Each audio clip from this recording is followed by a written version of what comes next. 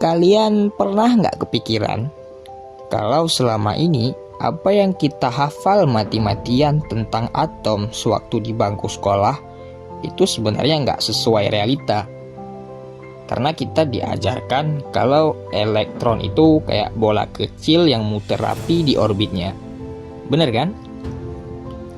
Nah, itu sebenarnya adalah model Bohr tahun 1913. Itu sendiri sengaja diberikan sebagai visualisasi dasar lah, supaya materinya lebih mudah dicerna dan masuk di logika kita.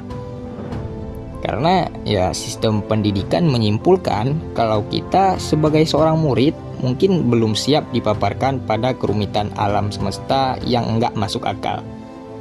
Jadi mereka memberikan model yang pasti dan teratur. Padahal realitanya perbedaannya mungkin setinggi gunung. Atom itu bukan benda padat, tapi getaran gelombang. Bayangkan sebuah senar gitar. Elektron itu bukan semut yang lari di atas senar, tapi elektron adalah getaran senarnya itu sendiri. Dan kegilaannya nggak berhenti di situ aja.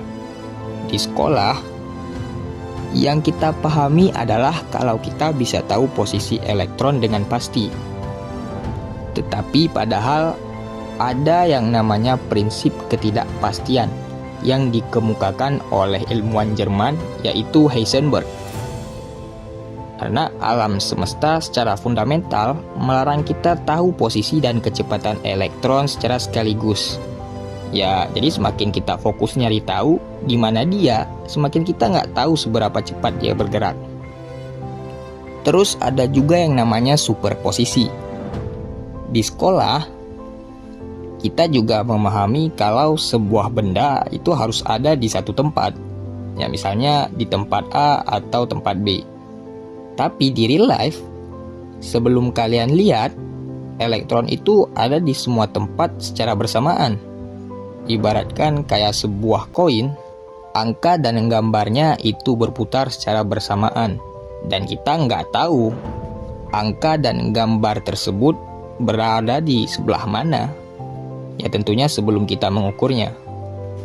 Jadi selama ini kita cuma dikasih tahu peta statis yang kaku dari model Bohr.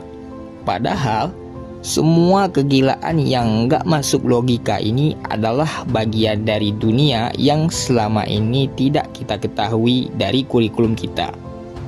Dan inilah yang namanya mekanika kuantum.